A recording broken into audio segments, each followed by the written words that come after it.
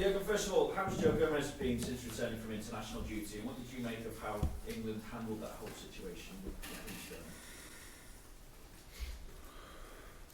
First and foremost, it's really he's good. He's better than good. Everything is fine. So how most of the time when somebody gives you an information and you deal not you personally, but as well, not really sensible with it. It's just always make it bigger than it is and then discuss it 5 weeks and stuff like this. So we are not even the people involved were fine. I don't know. Pretty quick. Again, so things like this happen in a football environment.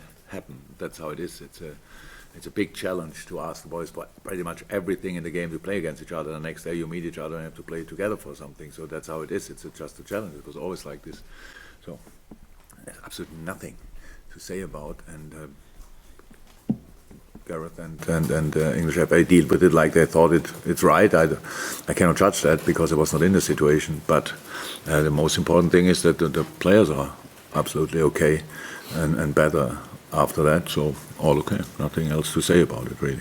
Results have shown that your side isn't a side that generally loses focus or gets complacent. So I just wonder, what do you feel now is the biggest threat to you in the title race, given the advantage that you have? We don't think about a title race.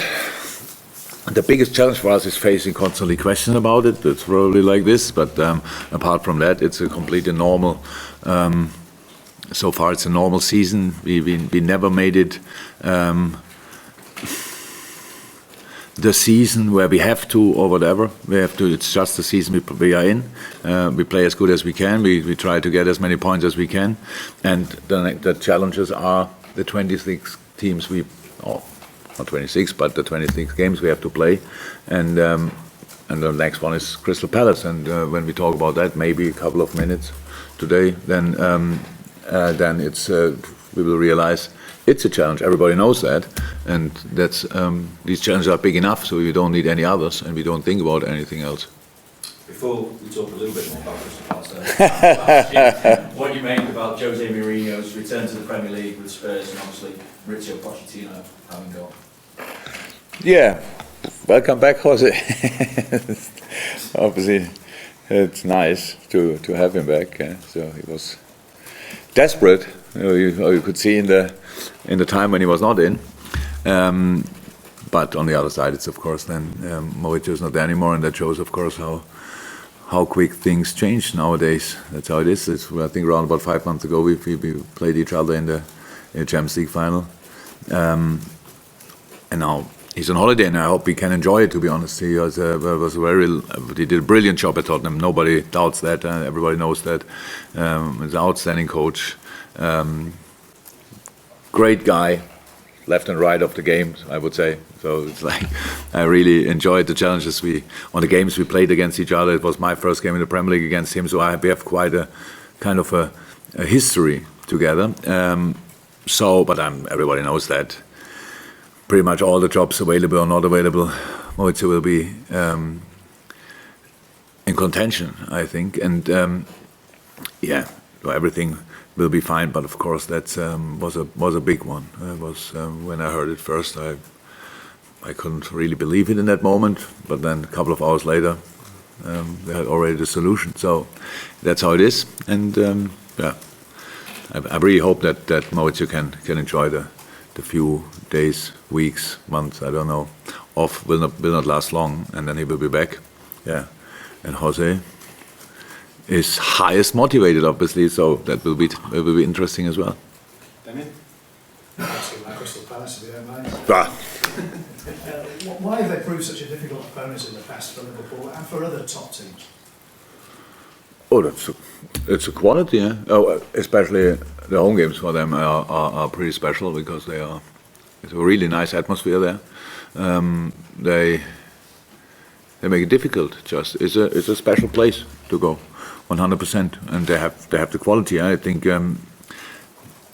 they had not the most spectacular transfer window maybe in the summer, but working longer together, knowing more about each other can improve squads as well. Especially with such an experienced manager like Roy is, and so that works really well. And they had a really good start in the season, and now it's but with the opponents they had, it was not that clear like somebody would imagine. They made it tough for everyone. I saw the Leicester game, the full 90 minutes. From other games I saw summaries, and they are now working longer together. You can see the patterns are more obvious, stuff like this. So how they defend, how they counter, and that makes it anyway difficult. Nobody expects from Crystal Palace, even a home game, that they will have 70-80% possession against us. So they enjoy defending compact and then know that they are a proper threat in the counter-attack. So that makes it really tough with the quality they have, especially when you think about how they could, first and foremost, Zaha, Townsend, and then Ayew in the counter-attack is really tough to defend, and we have to find solutions for that. That's how it is, and it will be interesting. You've always spoken highly about the mentality of your team. I was reading that you've brought Lee Richardson on board as a sports psychologist. Are you seeing the fruits of his labours already? Yes, but it's not that he's not. We are not. We don't test him. It's not like this. It's not like let's have a look if the boys behave better. So it's. I think around about 25 years ago, there were no goalie coaches in football, and when you had the head coach did the goalie training by himself. You had no athletic coaches. It was all our job pretty much, and so the teams around the team became bigger. And now the next thing was then, of course, with psychology, especially with sports psychology, was another thing where people thought, really, do you need that, and stuff like this. So it's a job to do, but I cannot really test because I'm not involved. It's not that I tell him, speak to him, and he comes to me, I spoke to him. That's a completely confidential thing. So what he's doing with the players, I'm not involved. I have my part to do with the boys, and do that like I did it before. I didn't give anything to Lee and tell him. So thank God I don't have to do that anymore. Now you can have these uncomfortable talks or whatever. That's not like it is. It's just an add-on for all the things we try to deliver and we try to make sure that the boys are in the best hands. And with Lee Richardson especially, the good thing is that he was a player himself, that he was a manager himself, and then he decided to become a sports psychologist. It's a really interesting career, fantastic person, which is important because then I don't have to convince the boys to talk to him. It's easy. He's a really interesting person, and so the boys enjoy it for sure that he's around, and when you need him, you can use him. Juliet? Jurgen, in terms of player availability this weekend, how are you looking squad-wise? I'm thinking of the injuries with Mo and Andy and Joel, and is Virgil van Dijk available for selection? In a moment, yes, Virgil is 100% available. So, but it's the time of the year we spoke about that. Players get out of the squad overnight, unfortunately, with some other things, like when they are getting sick or ill or whatever. About from the others, it's like I cannot say 100%. I don't know 100%. Today's a very important session to judge that, especially with the players who came back late. Means that Fabinho and Bobby and Ali played on Tuesday. Gini Wijnaldum played on Tuesday. So we have these players where we have to really need to have a look how do they react and what makes sense for them and not. So it's always like it is. The first game after international is you have to wait until the last second pretty much to make the decisions. There's nobody came back with a serious injury or something like that. That's not. But we have still to look how they are. What about Mo Salah? Because I know that that ankle problem just seems to be niggling away still there. Yeah, true. But yesterday he trained, the day before he trained the whole time since he's here, but only the things we wanted him to do. And today, how I said, another important session to see how it looks, and then we can make a decision. But it's not that it got worse, but it's still kind of there. Yeah, it's still there. So that's the problem. And we have to be sensible and really with things like this. But No, I didn't make a decision. So if I would have made a decision, probably I wouldn't have told you now. But that it's true. I have to see the session today. Michael? Jurgen had a difficult 12 months for Dejan Lovren. He's been out of the team and injury problems, and then when he was fit, other people had taken his place and slipped down the pecking order. How would you assess his recent contribution since he's come back into the side? Good, very good. But I'm not surprised. I'm not surprised. It was always Dejan Lovren is highest quality centre half. That's how it is. Does he have weaknesses? Yes, like you all. and I have, so that's how it is, but not a lot, and not in a football sense. So it's an outstanding centre half. That's why it was always clear that we want to keep him. But in football, a lot of things are about momentum. So you are not in, you are injured, whatever, and other players with the quality we have on that position establish themselves, play well, have rhythm, all that stuff, and then you have to wait and you have to carry on working like it is. It's pretty much like it is for Joe a little bit. Joe is a sensational player, but the things work out, and we have now the games where we have to make changes, and thank God, and hopefully they all have a little bit of rhythm, and we can make changes. So that's how it is. But I'm not surprised that Dejan is doing well, because that's the reason why he's here. No international football now until March, which is certainly a good thing from your perspective. But now we're hitting that period where there's a game every 3 days. How do you deal and with the press conference as well? And I know that's a treat for you, but how do you deal with it on a day-to-day basis, because there's not a great deal of time for players to train, and then when you've got to assess them, how do you assess periods of rotation and who you'd want to sort of change for various games? There's no long-term plan, but I should be used to it now. It's my fourth time that I face this period. So, but there's no long-term plan that we say, okay, we play. I don't know when we play Watford, for example, but I think it's somewhere in December. I think about that game, or we go now to Crystal Palace, and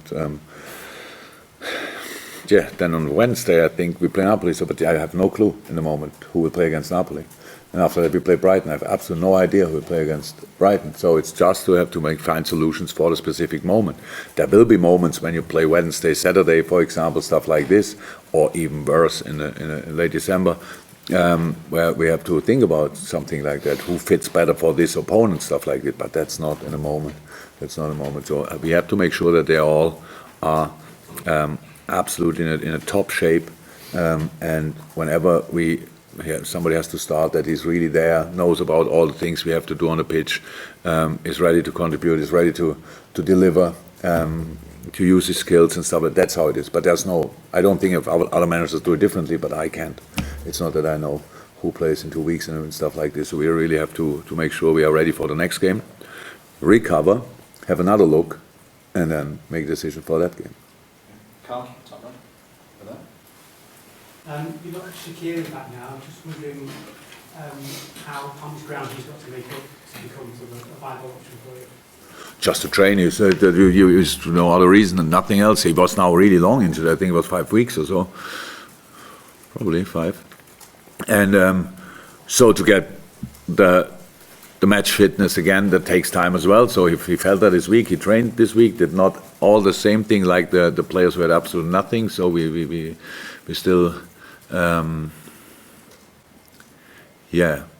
gave him some different things to do. But that's it. Apart from that, now he should be completely fine. There's no reason to rush it now, but it's nice to have him back. We saw a lot of really nice things in training this week. It was really good, but it's intense for him in a moment. So he need to get used to the intensity again, and then everything will be fine. Okay, we'll go across. David, anything from you? No? Richard, follow up from that, I think, isn't it? Yes, Richard. Yeah, there's been speculation on Shaqiri's future again. I mean, is there any sense of frustration that you're seeing in training, and if there is, how do you reassure him that he still has a place to fight for in this team?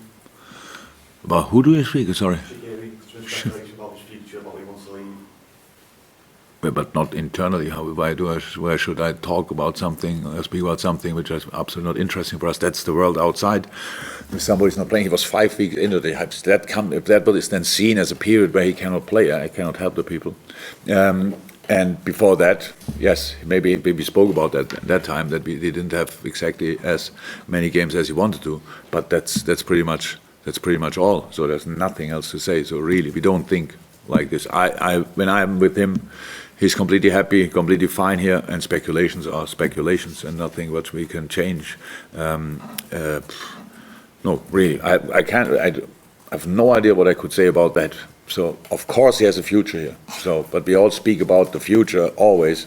So until the season ends. So that's how it is. And then maybe a player is coming to me or not, or we have different plans. In a moment, nobody thinks about that. In a moment, we are completing the season, and this season is a very, very important player for us. Obviously, he gives you a lot of different options in attack aside from the front three, because I'm sure the back in the last season, the impact he can have. Oh yeah, but he needs to be fit for that. So and that's all what we are concerned about in the moment, because he cannot be. He did rehab, long, and now he trained, and it was really, how I said, it was really good in moments, and other moments you saw, okay, that's different to the rehab stuff he did before. So that's how it is. But good, very good. How it we said already, the most intense period's coming up now, and we are so he will be ready for that. Hopefully, if nothing happens again, and then. Yeah, you will see him on the pitch 100%.